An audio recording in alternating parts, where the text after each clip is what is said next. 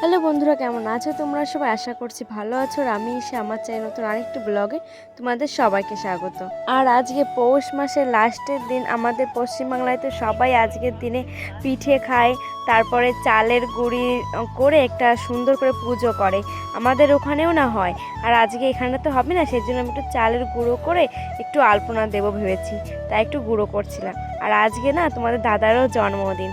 আজ সকাল থেকে আর ভিডিওটি করতে পারিনি, তাই একেবারে বিকালবেলা তোমার দাদা দেখো বিরিয়ানি রান্না করব। আজকে ভেবেছি জন্মদিনে একটু 5 পদের ভাজা কিছু রান্না করব, তা তো হলো না। বাইরে থাকলে এটা হতো, দোকানে তো আর সব কিছু হয় না। আর এখানে যা ঠান্ডা পড়েছে, বাইরে বেরোনো তো একদমই যাচ্ছে না, তাই ভেবেছি আজকে রাত্রেবেলা একটু বিরিয়ানি রান্না করব। আর এদিকে দেখো আমি চালটা মাপতে চলে এসেছি, যে 4 জন মানুষ খাবো সেই জন্য কতটা চাল দেবো। তা ভেবেছি 400 চাল দেবো। আর এদিকে আমি রান্নাটা কেবল শুরু করব, ভাবিনি যে বিরিয়ানি রান্না করব, ভেবেছিলাম এমনি রুটি আর মাংস করব। তা তুমি দাদা বলছে হট করে দেখছি কি চাল নিয়ে এসেছে, তাই ভেবেছি থাক বিরিয়ানিটাই রান্না করে ফেলি আজকে। আর এদিকে দেখো আমি মিক্সিতে মশলাটা পিষে নিয়েছি আর আলু কেটে নিচ্ছি। আমার মিক্সিতে মশলা বাটা একদম ভালো লাগে না, কিন্তু আজকে অনেক তাড়াহুড়ো করে তাড়াতাড়ি করে সেজন্য আমি মিক্সিতে করে নিয়েছি, আর নয় শিলে বাটতে গেলে অনেক দেরি হয়ে যেত।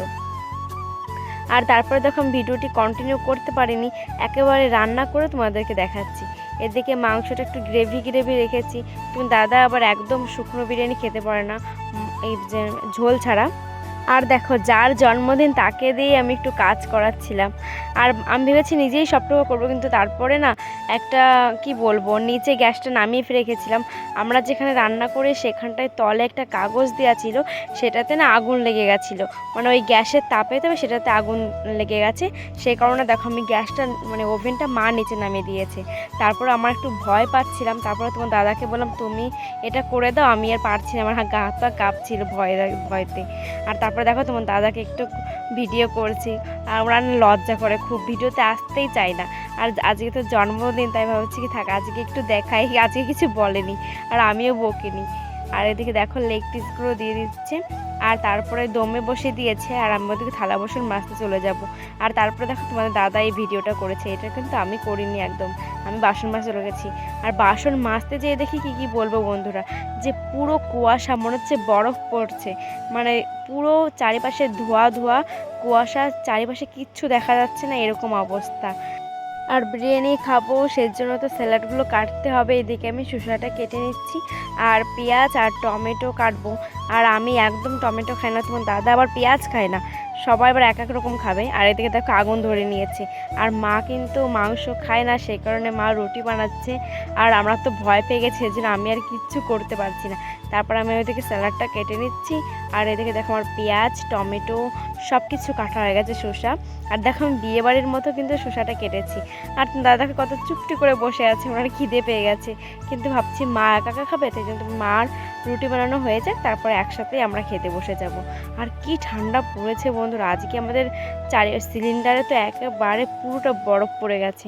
কি অবস্থা, যে এত ঠান্ডা যে উত্তরপ্রদেশে তা বলার নেই।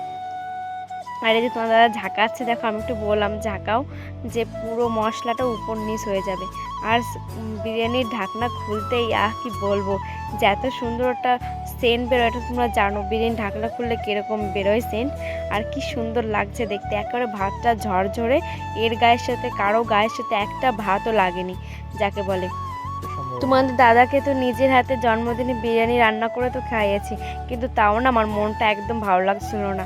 ভেবেছি 5 পদে রান্না করব, কত কিছু করব, সাজিয়ে গোছে খেতে দেবো, কিন্তু এটা তো দোকান বলো, উত্তরপ্রদেশে দোকান আমরা থাকি, সে কারণে সব কিছু সম্ভব হয়ে ওঠে না।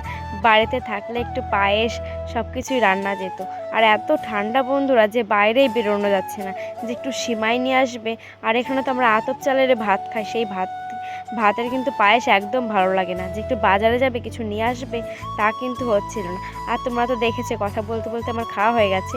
আর এদিকে আমি একটু হিটারটা চালিয়ে নিচ্ছিলাম, যে ঘরটা আগে গরম করে ফেলি, আর না হলে ঘরে কিন্তু একদম টিকা যাচ্ছে না। চলো এটা গরম হতে হতে আমি একটু বাইরে দিয়ে জল ভরে নিয়ে আসি।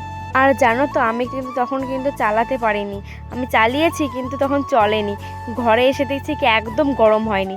তারপরে কি অবস্থা বলো, তারপর আমি আবার এসে ঠিকঠাক করে চালিয়ে দেখলাম যে নাই বা রয়েছে।